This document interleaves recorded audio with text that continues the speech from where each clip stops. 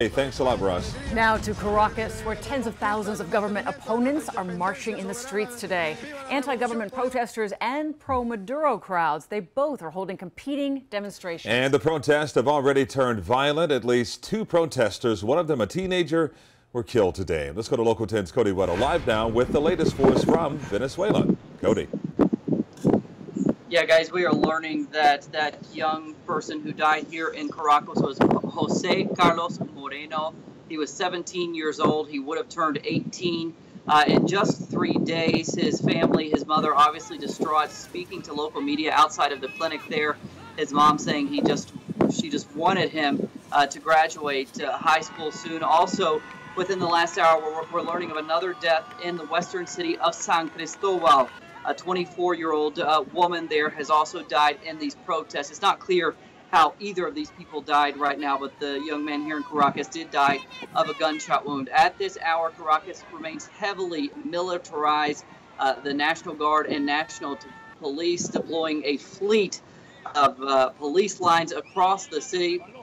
Behind me at this point, it is calm, but in other parts of the city towards the western part, towards downtown, protesters and National Guard and National Police remain in the streets. Now, what made this march so unique is that they called for 26 points around the city, and many of those places were in the western part, which traditionally have been pro-government areas. The government also today calling its supporters marching to the presidential palace.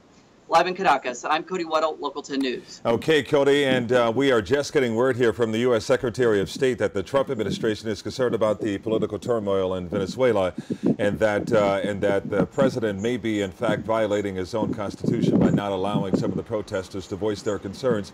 Now, this basically all has to do with the Supreme Court there not allowing some of the powers to take place of some of the opposition leaders there. Is that correct?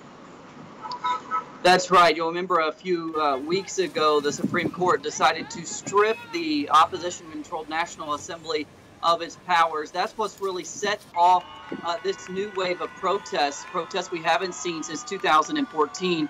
But the government's policy of not allowing protesters into downtown Caracas goes back at least a few years here. Now, they claim that the protesters always cause violence, but the protesters say they have a right to march wherever they want to go here in the city. Cody Weddle, we know you're live there for us during all this turmoil. Great to have you there. Thank you. Be safe. And more evidence now of the urgent situation in Venezuela. Tens of thousands of Venezuelans have crossed the border into Brazil seeking temporary work or food or medical care. According to Human Rights Watch, more than 12,000 Venezuelans have entered and stayed in Brazil since 2014. And we're also seeing here a big demonstration taking place against the Maduro regime in Miami. Local 10's Christian De La Rosa continues our live team coverage right now. Christian. Well, things have remained peaceful here, and here is a protest that's about to start in about 20-30 minutes. We're in downtown Miami outside of Freedom Tower, and you can already take a look at the crowd growing. These protests started earlier in the day in Doral. Some people just wanting others in South Florida to know what's going on in Venezuela. Others are asking the White House to get involved. They hit the streets of Doral in solidarity with the thousands protesting in their native Venezuela.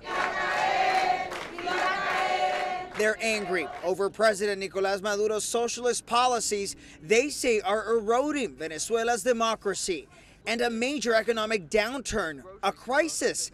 This man tells me people are starving. I can tell you I have my mother, 94 years old, and I have to send her food, toilet paper from here, from United States. Maria Morin says her family back home is out protesting what they say is a rising dictatorship. If they don't fight, if they don't pressure, things will get even worse. I think things are there worse than Cuba. They want people in South Florida to know and to care about what's going on.